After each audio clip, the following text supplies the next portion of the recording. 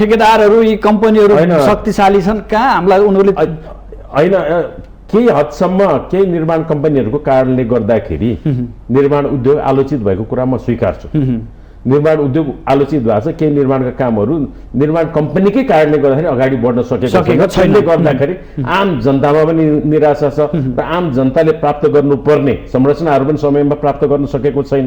त्यो कुरा म मान्छु। यति मान्दै पनि यदि सरकारले दृढ रहेर आफूले गर्नुपर्ने कर्तव्य पालन गरेपछि त्यसलाई कारबाही गर्नुपर्ने दायित्व चाहिँ सरकारकै हो। सरकारले त्यो गर्न सक्दैन भने सरकारकै कमजोरी हो र त्यसरी त्यो एक्सक्युज हुँदैन। ठेकेदार भन्छ क्या अझै। हजुर, यो ठेकेदारले काम गरेन।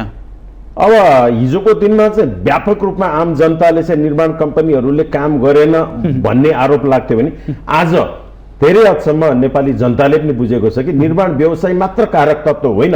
निर्माणको काम अगाडि नबढ्नुको कारण नेपालको ऐन कानुनहरू, नेपालमा प्रशासनिक झन्झटहरू र ब्युरोक्रेसी लेभलमा चाहिँ समयमा काम गर्ने जुन जाँगर छैन र उहाँहरूले काम नगरे बाबत उहाँहरू दण्डित हुनु पर्दैन, त्यसको कारणले गर्दाखेरि पनि काम हुँदैन भन्ने कुरा अहिले घाम जतिको छर्लङ्ग छ। चाहिँ अलिक बढी भएको छ। हो, कामले गति लिन सकेका छैन। कामले गति लिन नसक्नुको कारण चाहिँ के हो? यो बीचमा त कोरोनाको कारण पनि थिएन। होइन, थिएन र अहिले पनि कोरोनाको कारणले चाहिँ प्रभावित त छ, तर पूर्ण रूपमा निर्माण उद्योगले चाहिँ के सोच बनाएको छ भन्दाखेरि कोभिड सँगसँगै हामी बाँच्नुपर्छ, कोभिडलाई न्यूनतम संक्रमण हुने स्थिति कसरी गर्न सकिन्छ त्यस्तो किसिमको व्यवस्थापन गरेर हामीले काम अगाडि बढ्नु हुनुपर्छ भनेर हामीले त्यसरी नै काम अगाडि बढाएको छौँ। कोभिड भन्दा पनि अहिले प्रमुख कारण चाहिँ आर्थिक अभावको कारणले गर्दा निर्माण उद्योग चाहिँ सुस्त छ। अर्जन निर्माण कम्पनीको हातमा चाहिँ निर्माण उद्योगको 80% काम चाहिँ छ भने अर्कोतिर चाहिँ 15,000 निर्माण व्यवसायीहरू चाहिँ काम नपाएको कारणले गर्दा अत्यधिक घटीमा काम लिन बाध्य छ। 32-35% बिलोमा काम लिन बाध्य छ, जबकि हाम्रो ओभरहेड र प्रफिट भनेको 15%। केही सीमित व्यवसायीहरूसँग कार्टेलिङ गरेर करिब 80% काम छ, कार्टेलिङ गरेर काम छ भन्दा अरूसँग चाहिँ प्रतिस्पर्धा गरेर काम गर्ने समुदायसँग चाहिँ 30-35%, 40% घटीमा गएर काम लिनुपर्ने बाध्यता छ। यसको अन्तर बढाउने काम त यहाँहरूको हो नि होइन, यसलाई सम्बोधन गर्नु सार्वजनिक खरिद ऐन नियमावलीमा संशोधन गर्नु पर्यो। अहिले हामीले सरकारलाई के सुझाव दिएका छौँ, एउटा निर्माण कम्पनीले बढीमा कतिवटा काम गर्न सक्छ भन्ने मूल्याङ्कन गरेर उसले त्यो काम सम्पन्न नगरेसम्म अर्को काम उसलाई नदिने व्यवस्था गरियोस् भनेर हामीले अहिलेको मसौदामा 3 करोडसम्मको कामलाई खुला गर्ने व्यवस्था गरिएको छ। 3 करोडसम्मको लागि खुला गर्ने व्यवस्था गरिएको छ अहिलेको मसौदामा, तर वर्तमान अवस्थामा नियमावलीमा चाहिँ 2 करोड छ। 3 करोड खुला गरेकोमा चाहिँ त्यो साना निर्माण व्यवसायहरूले बढीमा एकपटकमा 2वटा काम लिन पाउने व्यवस्था गरियोस् र 3 करोडभन्दा माथि 2 अरबसम्म चाहिँ विदेशी आउन नपाउने जुन प्रावधान छ, अथवा 3 करोडभन्दा माथिको काममा चाहिँ 3 देखि 5वटा काम एकपटकमा एउटा निर्माण कम्पनीले लिने र त्यो लिइसकेपछि त्यो काम 80% सम्पन्न नभए, कुनै काम 80% सम्पन्न नभएसम्म अर्को काम लिन नपाउने व्यवस्था गरियो भने स्वतस्फूर्त रूपमा निर्माण कम्पनीहरू आफै त्यो कामहरू सम्पन्न गर्नतिर लाग्छ। धेरै हदसम्म त निर्माण कम्पनीहरूले स्वतस्फूर्त रूपमा काम अगाडि नबढाएको कारणले गर्दाखेरि पनि कामहरू नभएको अवस्था पनि छ।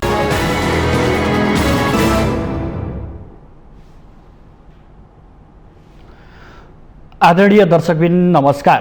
आजको सन्दर्भ कार्यक्रममा यहाँहरूलाई हार्दिक स्वागत छ। म सुदर्शन आचार्य। दर्शकबिन, आजको सन्दर्भमा आज हामी नेपाल निर्माण व्यवसायी महासङ्घका अध्यक्ष रवि सिंहलाई अतिथिको रूपमा स्टुडियोमा निम्त्याएका छौँ। खास गरी समृद्धिको संवाहकको रूपमा निर्माण व्यवसायलाई लिइन्छ, तर सबैभन्दा आलोचित क्षेत्र पनि यही व्यवसाय हो। वर्तमान अवस्थामा देश कठिन मोडमा छ। कोरोनाका लहरहरू आउने क्रम जारी छ। अहिले तेस्रो लहर चलिरहेकै अवस्था छ। निर्माणका कार्यहरू अल्पत्र अवस्थामा छन् अधिकांश भनिन्छ, तर केही आशा लाग्दा काम पनि नभएका होइनन्। आज हामी मूलतः देश निर्माणमा निर्माण व्यवसायको महत्त्व, यसले खेल्नुपर्ने भूमिका र राज्यप्रतिको दायित्व विषयमा विषय केन्द्रित रहेर छलफल गर्नेछौँ, लगायत वर्तमान राजनीति, निर्माण व्यवसायका समस्या र यसमा संलग्न कामदारहरूका समस्याका विषय पनि उठान गर्नेछौँ। आउनुहोस् आजका अतिथिलाई स्वागत गरौँ। स्वागत छ यहाँलाई माउन्टेन टेलिभिजनमा। धन्यवाद। जोखिम छ कोरोनाको, अवस्था अलि जटिल नै छ, तर समग्र देशका निर्माण व्यवसायहरू कसरी सञ्चालन भइरहेका छन् र निर्माणका कामहरू कसरी भइरहेका छन्? सुदर्शनजी, धन्यवाद तपाईँलाई। तपाईँले निर्माण उद्योगलाई महत्त्व दिएर वर्तमान परिस्थितिमा निर्माण उद्योगले के गरिरहेको छ र कसरी अगाडि बढ्दैछ भन्ने विषयमा चासो राखेर यो बसको लागि मलाई निमन्त्रणा गर्नुभयो। विशेष गरेर अहिले मुलुकमा कोभिडको तेस्रो लहरबाट हामी गुजिरहेका छौँ र यही क्रममा यो कोभिडको तेस्रो लहर सँगसँगै निर्माण उद्योग अहिले अस्तव्यस्त छ। यो अस्तव्यस्त हुनुको प्रमुख कारण चाहिँ के हो भन्दाखेरि 2076 साल चैत्रमा चाहिँ कोभिडको पहिलो लहर सुरु भयो र कोभिडको पहिलो लहर चैत्र 11 गते मुलुकमा लकडाउन भयो। त्यसभन्दा अगावै, त्यसको 2-3 महिना अगावैदेखि चाहिँ त्यसको इफेक्ट चाहिँ ग्लोबल्ली परेको इफेक्ट चाहिँ नेपालको निर्माण उद्योगमा पनि परेको थियो र हामीले हाम्रो सप्लाई चेनहरू त्यति बेला सुमधुर रूपमा निरन्तर रूपमा सप्लाई चेनमा परेको समस्याहरूको कारणले गर्दाखेरि निर्माण उद्योग अगाडि बढ्न सकेको थिएन भन्ने सार्वजनिक खरिद नियमावलीको 6औं संशोधन 2076 वैशाख 30 गते जुन आएको थियो, त्यो 6औं संशोधनको कारणले गर्दाखेरि पनि निर्माण उद्योगहरू चाहिँ अस्तव्यस्तै थियो, अप्ठ्यारो पारेको थियो, अस्तव्यस्त थियो। यो नेपाल सरकारले, तत्कालीन नेपाल सरकारले 6औं संशोधन चाहिँ वैशाख 30 गते आएको, त्यसलाई सुधार गर्नको लागि 6औं, 7औं, 8औं, 9मा गएर चाहिँ त्यसको सुधार भएको थियो 2076 पुस 14 गते। र त्यो पुस 14 गते चाहिँ के भयो भन्दाखेरि 60 दिनभित्रमा सम्पूर्ण आयोजनाहरूको म्याथअप गर्ने भनेर 76 फागुन 14 गतेसम्ममा चाहिँ लगभग 2772वटा आयोजनाको म्याथअप भएको अवस्था थियो। 2772वटा आयोजनाको म्याथअप भएको थियो 1 वर्षको लागि। त के भयो भन्दाखेरि तत्कालीन अवस्थामा फागुन 14 भित्रमा म्याथअप त भयो, निर्माण उद्योगीहरू आफ्नो निर्माण क्षेत्रमा गएर काम गर्न सुरु मात्र के गरेको थियो, मुलुकमा लकडाउन भयो। तर लकडाउनको प्रभावले गर्दाखेरि फेरि हामी चाहिँ निर्माण क्षेत्रबाट बाहिर फेरि हामी फिर्ता हुनु पर्यो र तत्कालीन अवस्थामा कोभिड यति भयावह थियो कि यो जनस्तरमा कोभिड लागेको भनेपछि मान्छे जसलाई कोभिड लागेको थियो त्यसलाई चाहिँ नजिक पनि पर्न नदिने र उसलाई खानीदेखि लिएर बस्ने ठाउँदेखि लिएर सबै कुराको समस्याले गर्दा निर्माणको कामहरूमा चाहिँ जनस्तरमा भएको असहयोगको कारणले गर्दा कामहरू अगाडि बढ्न सकेन र तत्कालीन अवस्थामा साउन 7 गतेसम्म मुलुक सटडाउन र लकडाउनमा गयो र साउन महिना भनेको यो मूलतः नेपालमा निर्माणको काम हुने समय भनेको मङ्सिरदेखि जेठ महिना जेठसम्म थियो सामान्य हिसाबले काम हुने। अन्य थोरै कामहरू मात्र अन्य समयमा हुन्छ, यो चाहिँ एकदम पिक आवर हो यो मङ्सिरदेखि जेठसम्म। र त्यसमध्ये पनि फागुन चैत वैशाख चाहिँ सम्पूर्ण निर्माणको कामहरू चाहिँ चलायमान हुने अवस्था हो र त्यो बेलामा मुलुकमा सटडाउन र लकडाउन भएपछि यो म्याथअपकै समस्याहरू फेरि पर्न गयो। सार्वजनिक खरिद नियावलीमा के व्यवस्था छ भने कुनै पनि निर्माण कार्यको वास्तविक समयभन्दा 50% मात्र म्याथअप गर्न पाइने व्यवस्था छ सार्वजनिक खरिद नियावली 120 मा। त्यसले गर्दाखेरि के भयो भन्दाखेरि ती आयोजनाहरू चाहिँ फेरि पुनः रुग्ण बन्न गयो र नेपाल सरकारले हामीले तत्कालीन अवस्थामै सम्माननीय प्रधानमन्त्रीज्यू, तत्कालीन प्रधानमन्त्री केपी शर्मा ओलीज्यू र अर्थमन्त्रीज्यू, भौतिक पूर्वाधार मन्त्रीज्यूलाई के अनुरोध गर्यो भन्दाखेरि कोभिडको कारणले गर्दाखेरि चैत्रदेखि मङ्सिरसम्मको कार्तिकसम्मको समयलाई शून्य समय मानेर त्यो जुन म्याथअप गरिएको छ त्यसलाई चाहिँ त्यसपछि लागू हुने व्यवस्था गरियोस् भनेर हामीले माग गऱ्यौँ र सरकारले त्यसलाई यथोचित सम्बोधन नगरिकन पहिलो लहरको 6 महिना म्याथअप गर्ने भनेर असारको 27 गते एउटा म्याथअप निकाल्यो र त्यसले के गर्यो भन्दाखेरि त्यसमा वास्तविक रूपमा चाहिँ यो विकास मन्त्रालयको अधिकारीहरूसँग छलफल नगरिकन प्राइभेट सेक्टरसँग छलफल नगरिकन उहाँहरूले जुन निर्णय गर्नुभयो त्यो निर्णयमा चाहिँ के थियो भने कोभिडको समयमा म्याद भएको र म्याद समाप्त भएको आयोजना 6 महिना दिने भयो। तर वास्तविक रूपमा चाहिँ आयोजनाहरू चाहिँ कोभिडको समयभन्दा अगाडि नै सम्झौता भएको र कोभिडले प्रभावित भएको भएर म्याद थप गर्नुपर्ने थियो। अन्त त्यसलाई सुधार गर्न पनि हामीले यो सरकार जुन भदौ 23 गते सम्मान्य प्रधानमन्त्री शेरबहादुर देउवाज्यूको सरकारले चाहिँ भदौ 23 गते वास्तविक म्याद थप चाहिँ गरिदियो। वास्तविक म्याद थप भएको अहिलेको सरकारले भदौ 23 गते गर्न सकेन। विभिन्न समयमा म्याद थपहरू गर्यो तर कार्यगत हिसाबले काम गर्ने गरेर म्याद थप भएन। म्याद गुज्रिसकेको अवधिको म्याद थपहरू भयो होइन। अन्त अहिले चाहिँ भदौ 23 गते वास्तविक रूपमा म्याद थप भयो। 30 दिनभित्र सम्पूर्ण आयोजनाहरूको म्याद थप चाहिँ चैत्र मसान्तसम्मलाई गर्ने भन्ने कुरा भयो। भन्दाखेरि अब यो चैत्र मसान्तसम्म म्याद थप गर्ने कुरामा हामी एकदमै उत्साहित पनि भयौँ। किन भन्दा काम गर्ने समयमा म्याद थप भएको थियो। असोज 23 गतेभित्र म्याद थप भइसकेको थियो। त्यसै दसैँ पछाडि अब पूर्ण रूपमा चाहिँ काम सञ्चालनमा आउँछ भन्ने हामी थियौँ र काम केही हदसम्म भएको पनि छ। तर जुन गतिमा काम हुनुपर्ने हो त्यो गतिमा काम हुन सकेन। मैले यहाँलाई जोड्न त्यही प्रसङ्ग जोड्न खोजेको थिएँ। म्याद थप त भयो तर कामले गति ल्याएको छैन। आलोचना चाहिँ अलिक बढी भएको छ। हो, कामले गति लिन सकेको छैन। कामले गति लिन नसक्नुको कारण चाहिँ के हो? यो बिचमा त कोरोनाको कारण पनि थिएन। होइन, थिएन र अहिले पनि कोरोनाको कारणले चाहिँ प्रभावित त छ।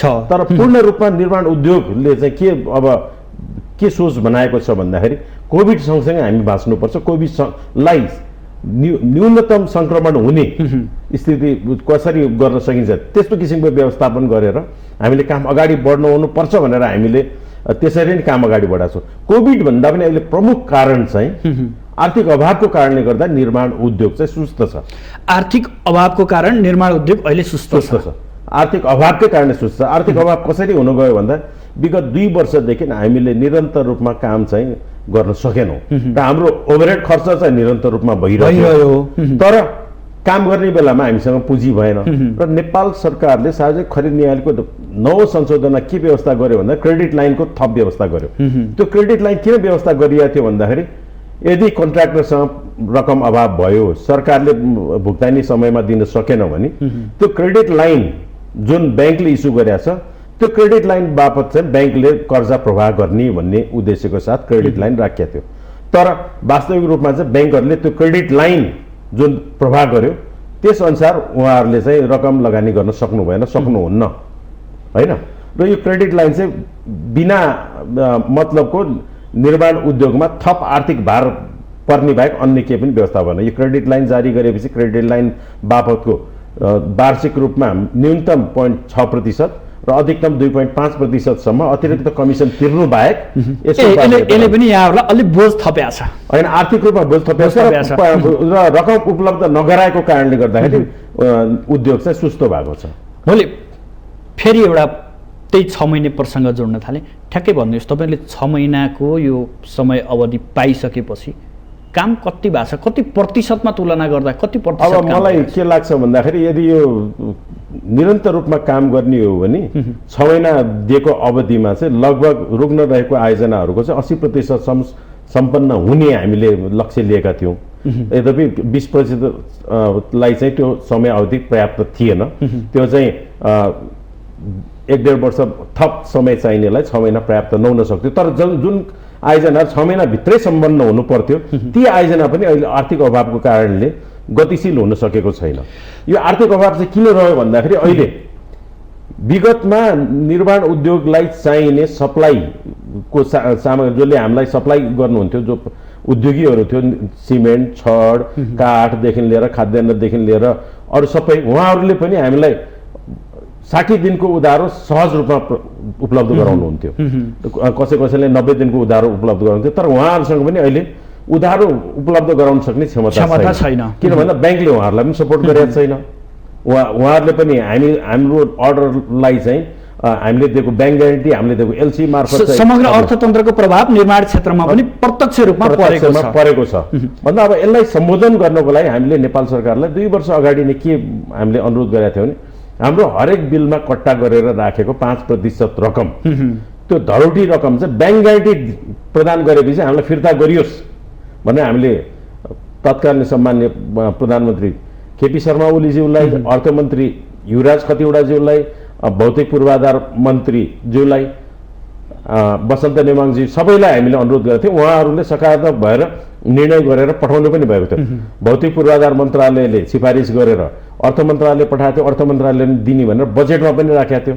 तर कार्यान्वयन पक्षमा चाहिँ एकदमै हामी चाहिँ ढिलो छौँ। सिंहज्यू ठ्याक्कै अब यो 3 वर्ष यो जुन कोरोना पछिको पिरियडमा जति पनि निर्माणका कामहरू छन्, निर्माणको क्षेत्र छ, त्यसबाट यहाँ आफै सन्तुष्ट हुनुहुन्न उसो भए? एकदमै सन्तुष्ट छैन। किन सन्तुष्ट छैन भन्दाखेरि सार्वजनिक खरिद ऐन नियमावलीको समस्याले गर्दाखेरि पनि आफैले सृजना गरेर यो म्याथअपदेखि लिएर काममा चाहिँ भाजु हाल्ने काम नेपाल सरकारले गरेको छ। त्यो एकातर्फ एउटा पाटो भयो। अर्कोतर्फ चाहिँ अब आर्थिक हिसाबले पनि हामी अहिले समस्याग्रस्त भएको कारणले यसलाई सम्बोधन गर्नलाई सरकारले अर्थमन्त्रीज्यूले मन्त्री स्तरीय निर्णय गरेर धरोटी 7% फिर्ता गर्ने भनेको पनि आज 2 महिना भइसक्यो, तर त्यसलाई कार्यान्वयन हुँदैन भन्दा मन्त्रीज्यूले निर्णय गरेको कुरा कार्यान्वयन गराउन सकिएन भने कसरी अब उद्योगीहरू चाहिँ उत्साहित हुने, कसरी उद्योगीहरूले चाहिँ अगाडि काम बढाउन सक्छ? यो कुरा चाहिँ तपाईँले आज स्पष्ट यसरी भनिदिनु भएको छ, तर आम जनताले यो कुरा बुझ्दैन। के भन्छ? यो ठेकेदार भन्छ क्या अझै। हजुर, यो ठेकेदारले काम गरेन। अब हिजोको दिनमा चाहिँ व्यापक रूपमा आम जनताले चाहिँ निर्माण कम्पनीहरूले काम गरेन भन्ने आरोप लाग्थ्यो भने आज धेरै हदसम्म नेपाली जनताले पनि बुझेको छ कि निर्माण व्यवसाय मात्र कारक तत्त्व होइन। निर्माणको काम अगाडि नबढ्नुको कारण नेपालको ऐन कानुनहरू, नेपालमा प्रशासनिक झन्झटहरू र ब्युरोक्रेसी लेभलमा चाहिँ समयमा काम गर्ने जुन जाँगर छैन र उहाँले काम नगरे बापत उहाँहरू दण्डित हुनु पर्दैन, त्यसको कारणले गर्दाखेरि काम हुँदैन भन्ने कुरा अहिले घाम जतिको छर्लङ्ग छ। मैले सुरुमा पनि भने समृद्धिको वाहकको रूपमा पनि निर्माण व्यवसायलाई लिइन्छ, निर्माण क्षेत्रलाई लिइन्छ, तर सबैभन्दा आलोचित क्षेत्र पनि यही आज किन बन्दैछ? यस्तो हो नि, अब यहाँले सही भन्नुभयो, निर्माण उद्योग भने समृद्धिका सम्भाव। समकालीन अवस्थामा हामीले 2/3 नजिकको सरकार पाउँदा हामी अत्यन्त उत्साहित थियौँ। सबैभन्दा बढी लाभ प्राप्त गर्ने यो समुदाय भनेको निर्माण उद्योग हो। समृद्धि ल्याउनलाई चाहिँ निर्माण उद्योग, चाहे हस्पिटल बनाउनुहोस्, चाहे सडक बनाउनुहोस्, चाहे एयरपोर्ट बनाउनुहोस्, चाहे कुनै पनि भवन बनाउनुहोस्, सबैभन्दा पहिला रोजगारी पाउने चाहिँ निर्माण उद्योग नै हो। हामी जति उत्साहित भयौँ, तर तत्कालीन सरकारको खिचातानी अन्य कुराहरूले गर्दाखेरि त्यो गति लिन सकेन। खालि नारामा मात्र सीमित रह्यो समृद्ध नेपाल, सुखी नेपाली भन्ने कुरा। नारामा होइन, यसलाई व्यावहारिक रूपमा कसरी गर्न सकिन्छ भनेर सरकारले चिन्तन गर्नु पर्यो र सरकारले सही समयमा सही निर्णय गर्नु पर्यो र त्यस्तो ब्युरोक्रेट्सहरू जसले काम गर्न सक्दैन उनीहरू दण्डित पनि हुनु पर्यो। यहाँ दण्डित नभएकै कारणले गर्दा अब अर्थमन्त्रीज्यूले 2 महिना अगाडि 7% धरोटी फिर्ता गर्ने भनेर निर्णय गरेर कार्यान्वयन गर्न सक्दैन भने निर्माण उद्योगले अब काम गरेन, निर्माण कम्पनीले काम गरेन भनेर एकतर्फी रूपमा आरोप मात्र लाएर त भएन नि। हामीले हाम्रो समस्याहरू राखेका छौँ, राज्यले यसलाई फेसिलिटेट गर्ने काम गर्नु पर्यो र यति गर्दा गर्दै पनि, फेसिलिटेट गर्दा गर्दै पनि, सबै कुरा अनुकूल हुँदा हुँदै पनि निर्माण कम्पनीले काम गर्दैन भने त्यस्ता निर्माण कम्पनीहरूलाई दण्डित पनि गर्नु पर्यो, तुरुन्तै कारबाही प्रक्रिया पनि अगाडि बढाउनु पर्यो। तर सरकारभन्दा यहाँहरू शक्तिशाली हुनुहुन्छ भनिन्छ। यो शक्तिशाली छ भनेर कसैलाई प्रिभिलेज दिन्छ भने त्यो सरकारकै कमी कमजोरी हो। त्यही भनिन्छ राज्यभन्दा यो ठेकेदारहरू, यी कम्पनीहरू शक्तिशाली छन्, कहाँ हामीलाई उनीहरूले होइन। केही हदसम्म केही निर्माण कम्पनीहरूको कारणले गर्दाखेरि निर्माण उद्योग आलोचित भएको कुरा म स्वीकार्छु। निर्माण उद्योग आलोचित भएको छ, केही निर्माणका कामहरू निर्माण कम्पनीकै कारणले गर्दाखेरि अगाडि बढ्न सकेको छैन, गर्दाखेरि आम जनतामा पनि निराशा छ र आम जनताले प्राप्त गर्नुपर्ने संरचनाहरू पनि समयमा प्राप्त गर्न सकेको छैन। त्यो कुरा म मान्छु। यति मान्दा मान्दै पनि यदि सरकारले दृढ रहेर आफूले गर्नुपर्ने कर्तव्य पालन गरेपछि त्यसलाई कारबाही गर्नुपर्ने दायित्व चाहिँ सरकारकै हो। सरकारले त्यो गर्न सक्दैन भने सरकारकै कमजोरी हो र त्यसरी त्यो एक्सक्युज हुँदैन। सिंहजी, यहाँ त निर्माण व्यवसाय महासङ्घको नेतृत्व गरेको मान्छे, प्रधानमन्त्रीदेखि अर्थमन्त्रीदेखि लिएर भौतिक योजना निर्माण मन्त्रालयदेखि लिएर हरेक ठाउँमा यहाँको सहज पहुँच हुन्छ। वास्तविकता के छ? नेपालमा विकास हुन नसक्नु र समृद्धिले सही बाटो समात्न नसक्नुको कारण यहाँले आफ्नो कार्यकालभरिको अनुभव कस्तो पाउनुभयो? मलाई त के लाग्छ भने यहाँले ठिकै कुरा गर्नुभयो। सम्मान्य प्रधानमन्त्रीज्यूले पनि हामीलाई भेट दिनुहुन्छ र हामीले राखेको सुझावहरू ग्रहण गर्नुहुन्छ, तर कार्यान्वयन पक्ष चाहिँ साह्रै नै फितलो छ। कार्यान्वयन नहुँदाखेरि नै हामी समस्या भोगिरहेका छौँ। मैले भने अब भौतिक पूर्वाधार मन्त्री जोसँग हाम्रो छलफल हुन्छ, उहाँलाई हामीले यो निर्माण उद्योगलाई कसरी चलायमान बनाउने, यसमा भएको कमी कमजोरीलाई कसरी सम्बोधन गर्ने भन्ने कुरा हामी सुझाव दिन्छौँ। उहाँहरूले सुझाव सुन्नुहुन्छ र उहाँहरूले त्यसमा चाहिँ सही सुझाव हो भन्नुहुन्छ, तर कार्यान्वयन पक्षमा गएर उहाँहरू चाहिँ समयमा कार्यान्वयन गर्नुहुन्न। अहिले सार्वजनिक खरिद नियमावलीको 11औं संशोधन हुने कुरा 4 महिनादेखि चलिरहेको छ, तर नियमावली संशोधन भएको छैन। अहिले यो धरोटी फिर्ता गर्ने भन्ने कुरा विगत 2 वर्षदेखि बजेटमा आछ, तर फिर्ता भएको छैन। भन्दा हामीले हाम्रो समस्या चाहिँ समयमै सरकारलाई हामीले अवगत गराएको। हामीले 2 वर्ष अगाडि नै निर्माण उद्योग चाहिँ अहिले कोभिडको कारणले गर्दाखेरि थला परेको छ, हामीसँग आर्थिक अभाव छ र आर्थिक हिसाबले हामीलाई गतिशील बनाउने हो भने सरकारले लिएको लक्ष्यभन्दा पनि अगाडि बढेर निर्माण उद्योगीहरू काम गर्न तयार छ। र सरकारले यति फेसिलिटेट गर्दा पनि निर्माण उद्योगीले काम गरेन भने त्यसलाई दण्डित गर्दाखेरि निर्माण व्यवसायी महासङ्घ चाहिँ सरकारको साथमा हुन्छ। तर अहिले अब हामीसँग रकम अभाव छ, हाम्रो सप्लाई चेनमा रकम अभाव छ। अहिले 5% मात्र धरोटी फिर्ता भयो भने 30 देखि 35 अर्ब रुपियाँ। यहाँले आफै भन्नुभयो नि सबभन्दा ठुलो समस्या कार्यान्वयनको कुरा चरणमा छ। 30 देखि 35 अर्ब रुपियाँ यो अहिलेको बजारमा आउँथ्यो। यो बजारमा गए तरलतालाई पनि के सम्बोधन हुन्थ्यो। र अर्को एउटा ठुलो समस्या चाहिँ कसरी देखियो भन्दाखेरि नि विगतमा निर्माण कम्पनीहरूले चाहिँ पेस्कीको दुरुपयोग गर्यो भनेर त्यो पेस्कीको दुरुपयोग गर्ने कम्पनीहरूलाई कारबाही गर्नुको सट्टा सरकारले के निर्णय गर्यो? तत्कालीन सरकारले लीलामणि पौडेल चाहिँ मुख्य सचिव हुनुहुन्थ्यो, उहाँको निर्देशनले के निर्णय गर्यो भन्दा 20% जुन पेस्की रकम उपलब्ध गराउने व्यवस्था थियो त्यसलाई सङ्कुचन गरेर 10% झारियो र 5% सम्झौता गरेपछि र 5% चाहिँ कार्य सञ्चालन भएपछि भन्ने भयो।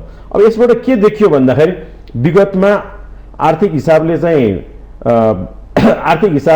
जुन हिसाबले सङ्कुचन गर्नु खोज्यो सरकारले, एकातिर त बजारमा तरलता पनि अभाव भयो र निर्माण उद्योग चाहिँ फेरि चलायमान हुन सकेन। भन्दा एकातिर सरकारको ढुकुटीमा चाहिँ 300 अर्ब रुपियाँ रहिरहने, तर आम व्यवसायहरू चाहिँ रकम अभावको कारणले काम अगाडि बढाउन नसक्ने जुन अवस्था छ, त्यो अवस्थालाई सम्बोधन गर्नलाई सरकारले चाँडोभन्दा चाँडो त्यो गरेको गलत जुन निर्णयहरू छ त्यसलाई सच्याउनु पर्छ र 20% जुन मोबिलाइजेसन दिने जुन प्रावधान छ त्यसलाई पुनः सबै निर्माणको कामहरू जहाँ निर्माणले गतिशीलता लिएको छ त्यस्तो निर्माणको कामहरूमा 20% रकम दिन पाइने व्यवस्थालाई फेरि कार्यान्वयन गर्नुपर्छ भन्ने हाम्रो सुझाव छ। त्यसो गऱ्यो भने बजारमा लगभग थप यो धरोटीबाट 30 देखि 35 अर्ब र अर्को थप 10% आयो भने 30-40 अर्ब रुपियाँ अरू आउँछ। त्यो भयो भने आर्थिक हिसाबले अर्थतन्त्र पनि चलायमान हुन्छ र सबै उद्योगीहरूलाई पनि भएको समस्याहरू टर्छ र निर्माणले गति लिएपछि निर्माण उद्योग भनेको उद्योगहरूको पनि उद्योग हो। यसमा निर्माण सामग्री उत्पादन गर्ने उद्योग मात्र छैन, खाद्य उद्योगदेखि लिएर यातायातदेखि लिएर रोजगारी प्राप्त गर्नेदेखि लिएर मजदुरहरूले प्राप्त गर्ने रोजगारदेखि लिएर सबै ऊ चाहिँ चलायमान हुन्छ। यसले गर्दा अर्थतन्त्र चलायमान हुन्छ भन्दा सरकारले चाँडोभन्दा चाँडो यो धरोटी फिर्ता गर्ने र थप पेस्कीको व्यवस्था चाहिँ गर्नुपर्छ।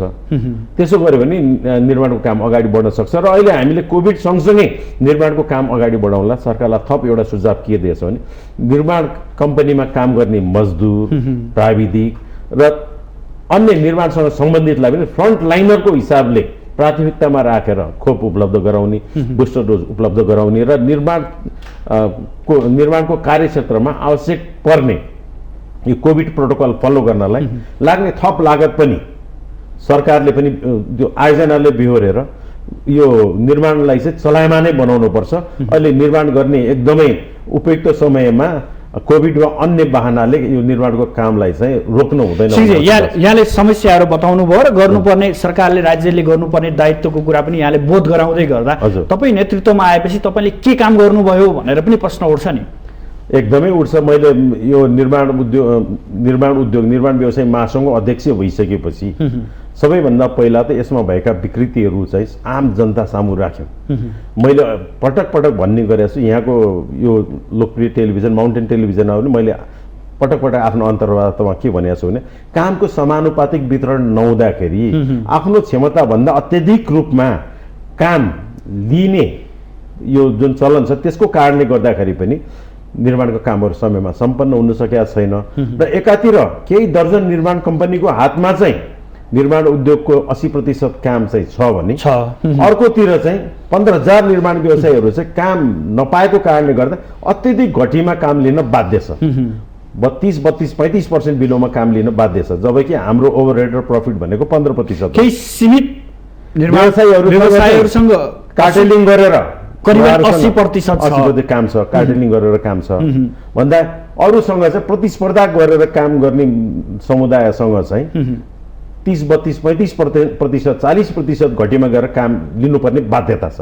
यसको अन्तर बढाउने काम त यहाँहरूको हो नि होइन, यसलाई सम्बोधन गर्नु सार्वजनिक खरिद ऐन नियमावलीमा संशोधन गर्नु पर्यो। अहिले हामीले सरकारलाई के सुझाव दिएका छौँ, एउटा निर्माण कम्पनीले बढीमा कतिवटा काम गर्न सक्छ भन्ने मूल्याङ्कन गरेर उसले त्यो काम सम्पन्न नगरेसम्म अर्को काम उसलाई नदिने व्यवस्था गरियोस् भनेर हामीले अहिलेको मस्यौदामा 3 करोडसम्मको कामलाई खुला गर्ने व्यवस्था गरिएको छ। 3 करोडसम्मको लागि खुला गर्ने व्यवस्था गरिएको छ अहिलेको मस्यौदामा। तर वर्तमान अवस्थामा नियमावलीमा चाहिँ 2 करोड छ। 3 करोड खुला गरेकोमा चाहिँ त्यो साना निर्माण व्यवसायहरूले बढीमा एकपटकमा 2वटा काम लिन पाउने व्यवस्था गरियोस् र 3 करोडभन्दा माथि 2 अरबसम्म चाहिँ विदेशी आउन नपाउने जुन प्रावधान छ, अथवा 3 करोडभन्दा माथिको काममा चाहिँ 3 देखि 5वटा काम एकपटकमा एउटा निर्माण कम्पनीले लिने र त्यो लिइसकेपछि त्यो काम 80% सम्पन्न नभए, कुनै काम 80% सम्पन्न नभएसम्म अर्को काम लिन नपाउने व्यवस्था गरियो भने स्वतस्फूर्त रूपमा निर्माण कम्पनीहरू आफै त्यो कामहरू सम्पन्न गर्नतिर लाग्छ। धेरै हदसम्म त निर्माण कम्पनीहरूले स्वतस्फूर्त रूपमा काम अगाडि नबढाएको कारणले गर्दाखेरि पनि कामहरू नभएको अवस्था पनि छ। आलोचित पनि त्यही बढी भएको आलोचना पनि समयमै काम निर्माण सम्पन्न गर्न नसकेको जुन कुरा आफ्नो कमजोरी छ त्यसलाई सुधार गर्दै जाने हो। हिजोको व्यवस्थाले, हिजोको छिद्रताले केही लाभ लिएर कार्टेलिङ गर्न अहिले उद्धत छ। केही एक दर्जन निर्माण कम्पनीहरू कार्टेलिङ गर्न उद्धत छ। अहिले निर्माणको कामहरूमा कार्टेलिङ भइरहेकै छ। र हिजो म निर्माण व्यवसाय महासङ्घको अध्यक्ष हुँदाखेरि मैले त्यहाँ भएको विकृतिहरूलाई सम्पूर्ण रूपमा नियन्त्रण गर्न नसकेको पनि धेरै हदसम्म नियन्त्रण गरेको छु। अहिले निर्माण व्यवसाय महासङ्घमा गुण्डाको प्रवेश छैन, चन्दा आतङ्क छैन। निर्माण व्यवसाय महासङ्घको नेतृत्वले ठेक्कापट्टा मिलाउने काम गर्दैन। हिजो त्यसरी पनि हामी आलोचित थियौँ, विगतमा देखिन्थ्यो, त्यो प्रगति थियो, स्पष्ट थियो। मेरो नेतृत्वको महासङ्घले ठेक्कापट्टा मिलाउने, त्यसपछि कार्टेलिङ गर्ने केही मेरो कार्यसमितिका केही पदाधिकारी त्यसमा संलग्न छ, इन्डिभिजुअल भन्ने अलग कुरा हो, सल्लाहकारहरू संलग्न छ भन्ने अलग कुरा हो। तर निर्माण व्यवसाय महासङ्घ चाहिँ यस्तो कुराको विरुद्धमा खबरदारी गरेर लागिरहेको छ। तर निर्माण व्यवसायीले अल्पत्र पारेका योजनाहरू अब यिनीहरूलाई दिनुहुन्न, यसलाई कारबाही गर्नुपर्छ भन्ने आवाज त यहाँहरूबाट उठ्दैन भन्ने गुनासो छ क्या? एकदमै उठेको छ। मैले अहिले भनेको कुरा पनि कुनै एउटा निर्माण कम्पनीले काम समयमा सम्पन्न गर्दैन भने ऊ दण्डित भएन भने उसलाई त प्रोत्साहन हुन्छ, उसलाई दण्डित गर्नुपर्छ। प्रभावको कारणले गर्दाखेरि ऊ दण्डित भएन भने अरूलाई पनि त्यसै गर्न उत्साहित हुन्छ। उसले राज्य संयन्त्रसम्म प्रभाव पार्न सक्छ भने तपाईँ एउटा महासङ्घले आवाज उठाएर के हुन्छ र किन नहुनु?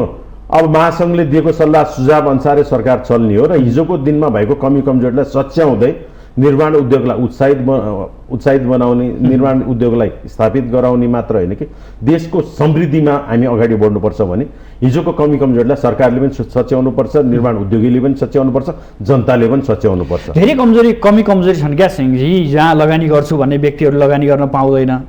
अब कोणबाट निर्माण क्षेत्रमा चाहिँ कमी कमजोरी एउटा चाहिँ के भने कार्टेलिङले गर्दा, अर्को चाहिँ ऐन कानुन नियमले गर्दाखेरि चाहिँ समयमा जग्गा प्राप्ति नगरिकन टेन्डर लगाउने, त्यसपछि अन्तर मन्त्रालय अन्तर विभागीय समन्वयको अभावले गर्दाखेरि पनि समयमा काम नहुने र विस्तृत अध्ययन प्रतिवेदन चाहिँ नआइकन ठेक्का लगाउने र केही सीमित वर्गको ठेक्का चाहिँ कस्तो भन्दाखेरि आग्रह र पूर्वाग्रहमा तुरुन्तै ठेक्का लगाउने कामले गर्दाखेरि समयमा काम सम्पन्न नभएको र व्यक्तिको शक्ति हुँदाखेरि आयोजनाहरू शक्तिशाली व्यक्तिकोमा जाने र उसको शक्ति क्षीण हुने बित्तिकै ती आयोजना अल्पत्र अवस्थामा अल्पत्र पर्ने, बजेट नजाने।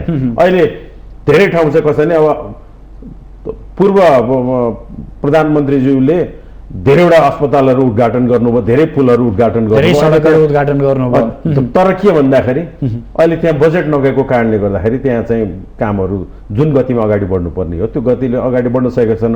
त्यसबाट त्यहाँ चाहिँ त्यो आयोजनाहरू चाहिँ विस्तृत अध्ययन नगरिकन आयोजना ब्याङ्कमा नराखिकन आयोजना निकाल्ने दोषी हो कि त्यो निकालेको आयोजनामा चाहिँ ठेक्का प्राप्त गर्ने निर्माण कम्पनी दोषी हो भन्ने कुराको विषयमा चाहिँ बृहत छलफल हुनुपर्छ। र यदि बजेट समयमा पुग्दैन 25 करोडको बजेट आवश्यक पर्ने आयोजना 2 वर्षमा 25 करोड आयोजना छ र वार्षिक रूपमा 2-3 करोड बजेट विनियोजन हुन्छ भने पक्कै पनि त्यो आयोजना सम्पन्न हुन 8 वर्ष लाग्छ। 8 त्यहाँ 24 भन्दाखेरि जति अवधिमा आयोजना सम्पन्न हुने हो त्यति अवधिमा चाहिँ त्यो बजेटको पनि व्यवस्थापन प्रमुख कुरा र त्यो आयोजना चाहिँ एकचोटि अन भएपछि त्यसमा आउने प्रोजेक्ट म्यानेजरहरू पनि पटक पटक परिवर्तन हुने गर्दाखेरि पनि आयोजनाहरू समयमा सम्पन्न हुँदैन। त्यस्ता आयोजनाहरूमा यहाँहरू व्यवसायहरूले फेरि ठेक्का किन लिने? अब यस्तो हो नि, हिजोको दिनमा त हाम्रो कस्तो आलोचित त यहाँहरू हुनुपर्छ नि। सामान्य जनताले त यहाँहरू देख्छ, राज्यलाई देख्दैन, तपाईँहरू फिल्डमा हुनुहुन्छ। पक्कै पनि त्यो हो, सामान्य जनताले फिल्डमा गएर काम गर्ने निर्माण कम्पनीहरूलाई नै सबैभन्दा पहिला चम्काबेट हुन्छ। र उहाँलाई के लाग्छ भन्दा यो निर्माण कम्पनीकै कमी कमजोरीले गर्दाखेरि मेरो ठाउँको आयोजनाहरू बनेन भन्ने उहाँहरूको गुनासो छ र त्यसलाई चिर्ने काम हिजो हामीले गरेका थिएनौँ। तर अहिले मेरो नेतृत्वको कार्य समितिले यसलाई चिर्ने कामहरू हामीले प्रशस्त वास्तविकता के हो, वास्तविकता के हो र कहाँनिर कमजोरी भएको छ तपाईँहरूले पनि यसलाई कसको कमजोरी भएको छ भन्ने कुराहरू यसको उदाहरणहरू म दिन सक्छु। जस्तो हिजोको दिनमा 68-70 सालमा काठमाडौँ उपत्यकाको चाहिँ सडक विस्तारको कामहरू भयो। त्यो कामहरू चाहिँ 75 सालसम्म कामहरू भएनन्, किन 2 वर्षमा सकिनुपर्ने, 68 को 70 मा सकिनुपर्ने, 70 को 72 मा सकिनुपर्ने। ती आयोजनाहरू चाहिँ अगाडि किन बढ्न सकेन भन्दाखेरि सडक विस्तारको क्रममा जुन छोड्नुपर्ने थियो, आम जनताले छोड्नुपर्ने थियो, त्यो राइट अफ वे चाहिँ नछोडेको कारणले गर्दा कामहरू अगाडि बढ्न सकेन। त्रिपुरेश्वर थानकोट भन्नुहोस् या अन्य महाराजगञ्जको भन्नुहोस्, जहाँको पनि आयोजनाहरूमा चाहिँ आम जनताले चाहिँ त्यो नछोडेको कारणले गर्दाखेरि निर्माण कम्पनीहरूले काम गर्न पाएन। त्यसबाट आलोचित को भयो भने फल्ला निर्माण कम्पनीले काम गरेन भन्ने कुरा भयो। कतिवटाको त पोस्टर पनि टाँसियो। तर वास्तविक रूपमा चाहिँ अदालतको आदेशको कारणले गर्दाखेरि र त्यहाँको चाहिँ बल मिच्याइको कारणले गर्दा काम नभएको थियो। अन्त सडक विभागले 75 सालमा के निर्णय गर्यो भने अझै पनि छ क्या, एउटा सडक बनाउनु पर्यो भने अल्पत्र अवस्थामा पर्यो भने त्यहाँको जनता आन्दोलन गरेर सडक बन्द नगर्दासम्म निर्माण व्यवसायको पनि आँखा जाँदैन। सुदर्शनजी, जनता त 2 किसिमले नै आन्दोलन गर्छ। पहिला घर भत्काउन पाइँदैन भनेर आन्दोलन गर्छ, काम हुन दिँदैन, अर्को जनता मुखदर्शक हुन्छ। पछि चाहिँ त्यो के भन्छ सडक समयमा बनेन, धुलो भयो भनेर आन्दोलन गर्छ, अर्को जनता फेरि अर्को बनाउन नदिने मुखदर्शक हुन्छ। हामी चाहिँ आलोचित मात्र भइरहेका छौँ भन्दाखेरि ऐन कानुन नियम नै यति सबैभन्दा फितलो छ कि ठुलो कुरा ऐन कानुन नियम नै हो। नियमनकारी निकायहरूको कमजोरीको कारण नै काम चाहिँ समयमा हुँदैन।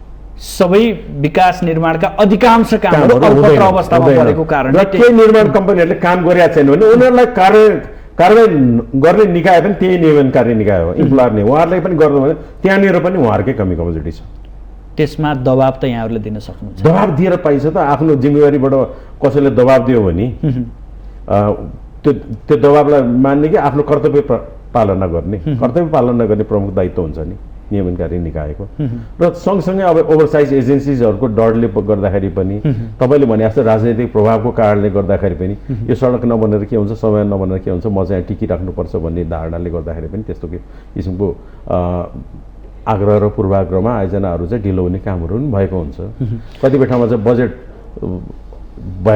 बजेट चाहिँ सकिने, अरू थप बजेट ल्याउन नसक्ने कार्यालय प्रमुखहरूको कमजोरीको कारणले गर्दाखेरि, त्यहाँको स्थानीय नेताहरूको कमजोरीको कारणले गर्दाखेरि पनि कामहरू हुँदैन। अब म यो क्षेत्रमा काम गर्ने मजदुरहरूदेखि लिएर मालिकहरूसम्मको कुराकानी गर्छु। फेरि महामारीकै कुरा आउँछ। हजुर, यो महामारीमा तपाईँहरूले विशेष गरी मालिकहरू त जनतन बाँच्लान्, तर मजदुरको क्षेत्रमा यहाँले के काम गर्नुभएको छ? अब यो विगतमा त हामीले यो कोभिड लाग्दाखेरि हाम्रा मजदुरहरू चाहिँ अल्पत्र अवस्थामा रहेकोलाई त्यसलाई रेस्क्यु गर्ने कामहरू हामीले गऱ्यौँ। उहाँहरूलाई घरसम्म पुर्याउने कामहरू गऱ्यौँ। कति ठाउँमा चाहिँ अब लत्ता कपडा खानपिनदेखि सबै त्यो व्यवस्थापन गऱ्यौँ। र अहिलेको कोभिड र विगतको कोभिडमा चाहिँ धेरै भिन्नता हामीले पाएका छौँ। विगतमा कोभिड भन्ने बित्तिकै यस्तो किसिमको त्रास थियो कि त्यो एकदम अगाडि नै पर्न नहुने भन्थ्यो। तर अहिले आम जनता पनि कोभिड सँगसँगै बाँच्नुपर्छ, के भन्छ कामलाई पनि अगाडि बढाउनुपर्छ भन्ने सबैजना हामी सहमत छौँ। अहिले हामी पनि के भन्दैछौँ भने यो तेस्रो लहर त्यति सङ्क्रमण चाहिँ एकदमै उच्च गतिमा बढाउने, तर सङ्क्रमितहरूको अवस्था चाहिँ सामान्य अवस्थाका सङ्क्रमितहरू धेरै भएको हुँदाखेरि हामीले निर्माणको काम अघि नै मैले भने निर्माणको काम चाहिँ हामी अगाडि बढाउँछौँ, कोभिड प्रोटोकललाई हामी फलो गर्छौँ र हामीलाई फ्रन्टलाइनरको हिसाबले राज्यले हेरिदिनु पर्यो र अर्थतन्त्र चलायमान गर्ने एउटा प्रमुख स्रोत निर्माण उद्योग हो। यो उद्योग चलायमान भयो भने अन्य उद्योगहरू पनि चलायमान हुन्छ भन्ने मान्यता राखेर नेपाल सरकारले स्वास्थ्य मन्त्रीज्यूलाई पनि म आग्रह गर्छु, मैले लिखितमा पत्र पनि लेखेर पठाएको छु स्वास्थ्य मन्त्रीज्यू, त्यसपछि आएर स्वास्थ्य सचिवज्यू, स्वास्थ्य विभागको महानिर्देशकज्यूलाई कोभिडको चाहिँ फ्रन्टलाइनरको हिसाबले निर्माण उद्योगीहरूलाई पनि ट्रिट गर्नु पर्यो, निर्माणका मजदुरलाई पनि ट्रिट गर्नु पर्यो, निर्माणका प्राविधिकलाई पनि ट्रिट गर्नु पर्यो र उहाँहरूलाई खोप लाउने व्यवस्थापन गर्नु पर्यो, बुस्टर डोजको व्यवस्थापन गर्नु पर्यो र कोभिडको प्रोटोकल फलो गरेर हामीलाई काम गर्ने वातावरण मिलाइदिनु पर्यो भने राज्यसँग आग्रह भयो। अर्को कुरा यो पारिश्रमिकको कुरा पनि उठ्छ कहिलेकाहीँ, निर्माण क्षेत्रमा काम गर्ने श्रमिकहरूको पारिश्रमको कुराहरू छ, अहिलेको अवस्था कस्तो छ? यो एकदम उठ्छ, किन भन्दा निर्माण उद्योग यति आर्थिक रूपमा यति अभावग्रस्त छ। मैले अघि नै पनि भने 2 वर्षदेखि हामीले चाहिँ ओभरहेड मात्र खर्च गरेका छौँ, हामीले तलबहरू दिइरहेका छौँ, हामीले ब्याजहरू तिरिरहेका छौँ, भाडा तिरिरहेका छौँ, तर त्यसबाट उपलब्धि लिन सकेका छैनौँ, हामीले काम गराउन सकेका छैनौँ। निर्माण उद्योगमा चाहिँ अहिले क्रेडिट क्रन्चै छ, अन्त त्यसलाई सम्बोधन गर्नको लागि नेपाल सरकारले सम्बन्धित आयोजनाहरूले 20% मोबिलाइजेसन रकम दिने, हाम्रो निष्क्रिय रहेको धौटी रकम फिर्ता गर्ने हो भने यहाँले भन्नुभएको छ कतिपय मजदुरहरूलाई निर्माण कम्पनीहरूले काम दिन पैसा दिन नसकेको अवस्था पनि हो, सप्लाई चेनलाई पैसा दिन नसकेको अवस्था पनि। विगत 1 वर्षदेखि 1.5 वर्षदेखि हामीले हाम्रो सप्लाई चेनलाई, हाम्रो डन्डी सप्लायरलाई, सिमेन्ट सप्लायरलाई त्यस्तो गुनासो महासङ्घमा कतिको आउने गरेका छन् र यहाँहरूले सम्बोधन कसरी गर्ने एकदमै आउँछ। हामीले प्रयत्न के गरिरहेका छौँ भन्दा हामीले उहाँहरूलाई सम्झाउने बुझाउने, तपाईँहरूले त्यो पैसा प्राप्त गर्नुपर्ने हो, तर अहिले निर्माण कम्पनीहरूसँग पैसा नभएको कारणले दिन सकेका छैन। स्वयं निर्माण कम्पनीहरू पनि कमजोर बनेको अवस्था छ, निर्माण कम्पनीहरू पनि एकदम अहिले समस्याग्रस्त छ र मजदुरहरू पनि समस्याग्रस्त छ र निर्माण उद्योगसँग आश्रित अन्य उद्योगीहरू पनि समस्याग्रस्त छन्। यो चेन इफेक्ट परेको छ, यसलाई सम्बोधन गर्नै पर्छ राज्यले र कोभिड सँगसँगै अर्थतन्त्र चलायमान गर्ने, उद्योगहरू चलायमान गर्ने, नेपालको समृद्धिलाई चलायमान गर्नलाई सरकारले यो निर्णय लिनै पर्छ र सरकारले सुविधा उपलब्ध गराएपछि त्यो सुविधा चाहिँ लिने, कामलाई अगाडि नबढाउने निर्माण कम्पनीहरूलाई तुरुन्तै कारबाही पनि गर्नुपर्छ। त्यसमा पनि सरकार पछि हट्नु हुँदैन, फेसिलिटेट पनि गर्दै जाने, रिवार्ड पनि गर्ने र पनिस पनि गर्ने नीति लिएर अगाडि बढ्यो भने अर्थमन्त्रीले लिनुभएको लक्ष्य पनि प्राप्त हुन्छ, मुलुकले लिएको लक्ष्य पनि प्राप्त हुन्छ र जनतामा पनि केही सन्तुष्टि प्राप्त हुन्छ र जनताले पनि संरचनाहरू समयमा प्राप्त गर्छ। भन्दा एउटा कुरा चाहिँ यो कामको समानुपातिक वितरणमा पनि राज्य गम्भीर हुनु पर्यो। यो एक दर्जन निर्माण कम्पनीको हातमा नेपालको निर्माण क्षेत्रलाई सुम्पिनु पनि भएन। समग्रमा निर्माण कम्पनीहरूलाई पनि बढी जिम्मेवार बनाउनु पर्यो र उहाँलाई स्वतस्फूर्त रूपमा सानो या ठुलो निर्माण कम्पनी लिएपछि काम सम्पन्न गर्नुपर्छ भनेर जिम्मेवारी बोध पनि गराउनु पर्यो र काम सम्पन्न नगर्नेलाई दण्डित पनि गर्नु पर्यो। यही नै समाधानको उपाय हो। र अहिले हामीसँग रकमको अभाव छ भन्दाखेरि अब स्रोतमा कट्टी गरेको भ्याट 2 वर्षदेखि लगभग 15 अरब रुपियाँ जति चाहिँ निर्माण कम्पनीहरूको चाहिँ स्रोतमा 50% जुन कट्टा गरेर राखेको छ, 2-3 वर्षदेखि नेपाल सरकारको दायित्व हो 60 दिनभित्र हामीलाई फर्काउने भन्ने नेवाली व्यवस्था छ, तर त्यस अनुसार नफर्काएको भएर पनि निर्माण उद्योग चाहिँ समस्याग्रस्त छ र मुलुक चाहिँ संघीयतामा गएपछि आयोजनाहरूको विभाजन चाहिँ संघीय सरकारले गर्ने आयोजना, प्रदेश सरकारले गर्ने आयोजना। म यही प्रसङ्ग जोड्दै थिएँ, 3 तहको सरकार भइसकेपछि पनि कता कता अप्ठ्यारो अवस्था तालमेल नहुने, 3 तहमा तालमेल पनि नहुने र जिम्मेवारी पनि नलिने, ओनरसिप पनि नलिने छ। त्यस कारणले गर्दाखेरि धेरैवटा आयोजनाहरू अलपत्र भएको छ। विगत 4 वर्षदेखि मुलुक संघीयतामा गइसकेपछि संघीय सरकारले सञ्चालन गरेको आयोजनाहरू स्वत चाहिँ प्रदेश र स्थानीय तहमा गयो, तर स्थानीय तह र प्रदेश चाहिँ त्यो आयोजनाहरूलाई ह्यान्डल गर्न सक्षम थिएन भन्दाखेरि उहाँहरूले त्यो आयोजनाहरूलाई प्राथमिकतामा लिनु भएन।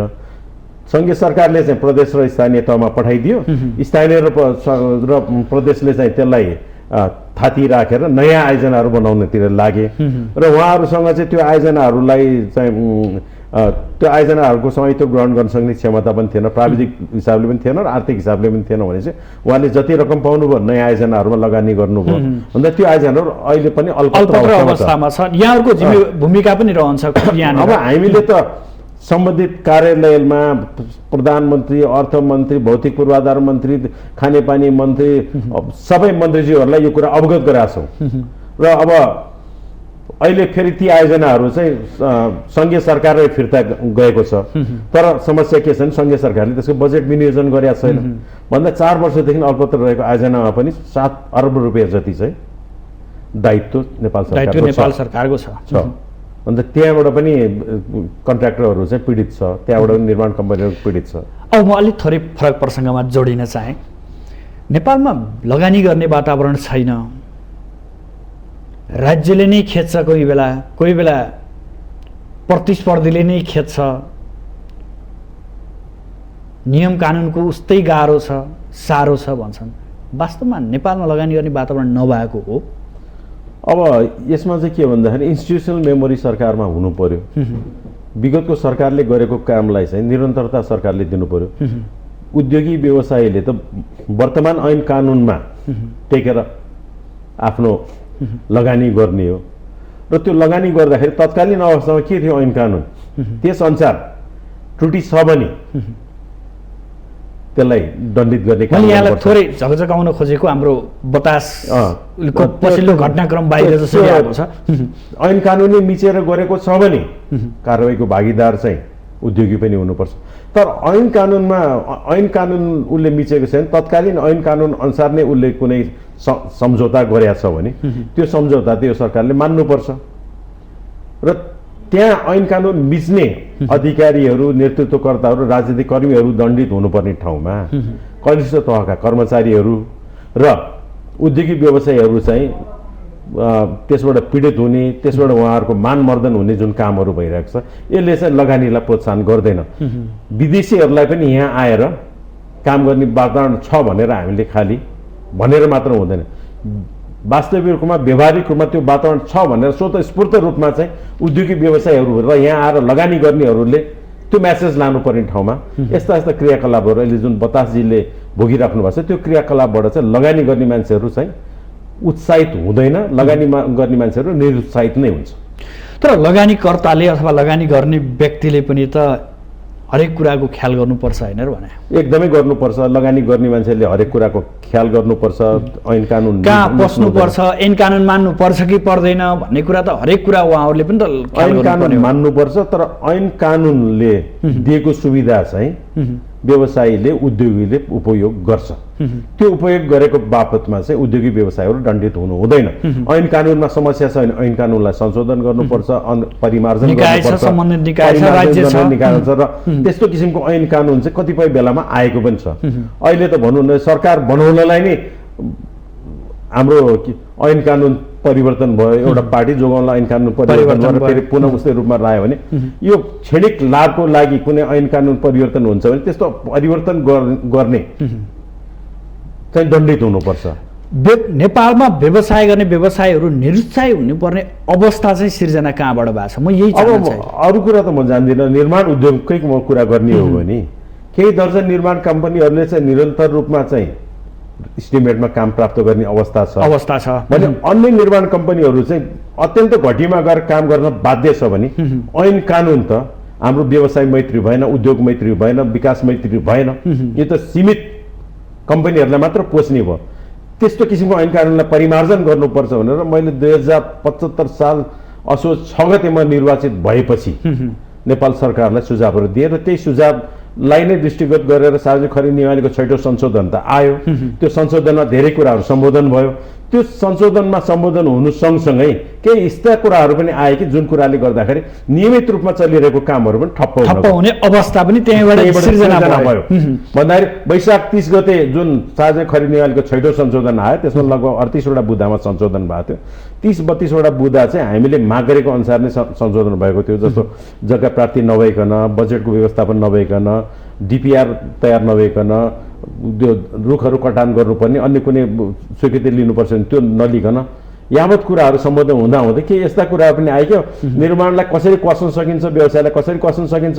अब निर्माण व्यवसाय हेऱ्यो भने भनेको एकदम फटानी हो, उसले समयमा काम गर्न सक्दैन, निर्माणमा काम लगाउने विकास मन्त्रालयको अधिकारीहरू सबै फटानी हो, सबै कमिसन खोरै हो, यसलाई कसरी कस्नु पर्छ भन्ने हिसाबले यो प्रोक्युरमेन्ट नगर्ने, खरिद गर्न विज्ञानहरूको सल्लाह सुझाव बेगर तत्कालीन प्रधानमन्त्रीज्यूले केही सल्लाहकारहरूलाई लिएर जुन सार्वजनिक खरिद नियमावलीको पटक पटक संशोधन गर्यो त्यसले त सरकार पनि आलोचित भयो, निर्माण उद्योग पनि त्रस्त भयो, अस्तव्यस्त भयो र अरू उद्योगलाई पनि त्यसले असर गर्यो।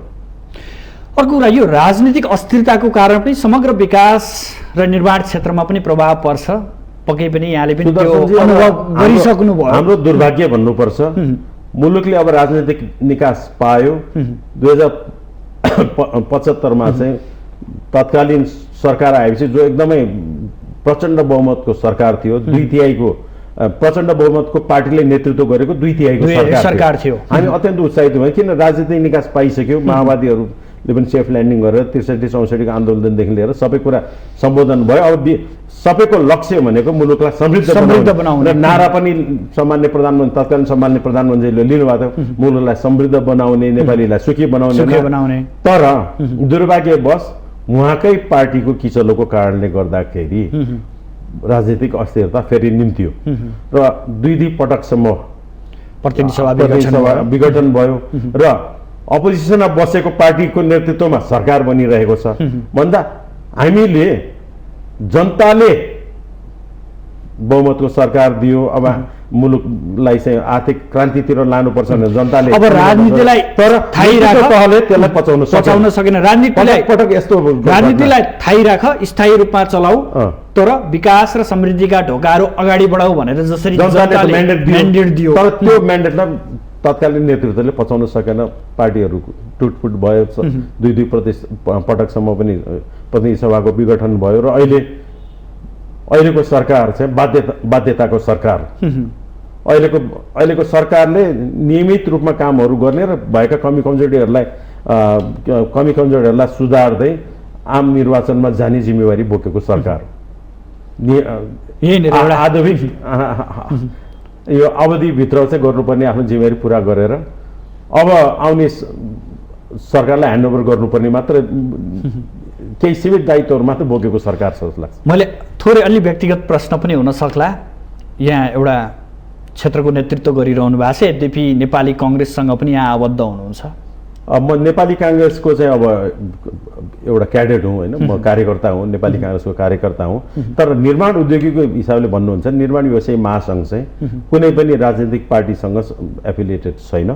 यो चाहिँ सबै राजनीतिक पार्टी जुनसुकै विचारधारा राख्ने अलि माया गर्नुहुन्छ कि भन्न खोजेँ मैले, जुनसुकै विचारधारा राख्ने निर्माण व्यवसायहरू चाहिँ यहाँको नेतृत्वमा पुग्न सक्छ। अब माया गर्ने भन्दाखेरि पार्टीगत हिसाबले मेरो पार्टीको दायित्व आफ्नो ठाउँमा छ, तर निर्माण व्यवसाय महासङ्घको नेतृत्वको हिसाबले भन्नुहुन्छ भने मैले अहिले जुन नेतृत्वमा हुनुहुन्छ यो नेतृत्वमा बस्दै गर्दा यहाँले नितान्त राजनीतिभन्दा बाहिरबाट सबैलाई समेट्ने प्रयास सबैलाई समेटेर लगेको पनि छु। तपाईँले बुझ्न सक्नुहुन्छ मैले पार्टीगत हिसाबले निर्माण व्यवसाय महासङ्घको नेतृत्व सम्हालेको छैन। समग्रमा मुलुकको हित हुने, निर्माण उद्योगीको हित हुने र निर्माण उद्योगको हित हुने भन्दा बाहेकको कुरा मेरो प्राथमिकतामा पर्दैन। हस्, यहाँ आइदिनु भयो, आफ्नो विचार राखिदिनु भयो, मलाई विशेष आभार। हस्, धन्यवाद सुदर्शनजी। यहाँले यहाँ बोलाएर निर्माण उद्योगलाई प्राथमिकता राख्नुभयो, त्यसको लागि धेरै धेरै धन्यवाद। आदरणीय दर्शकबिन, आज हामी विशेषतः नेपालमा निर्माण व्यवसायी र समस्या, राज्यको दायित्व विषय केन्द्रित रहेर छलफल गऱ्यौँ। यसका लागि आज हामीसँग हुनुहुन्थ्यो नेपाल निर्माण व्यवसायी महासङ्घका अध्यक्ष रवि सिंह। भोलि नयाँ विषयवस्तु र नयाँ अतिथिका साथ उपस्थित हुनेछु। आजलाई भने बिदा दिनुहोस्, नमस्कार।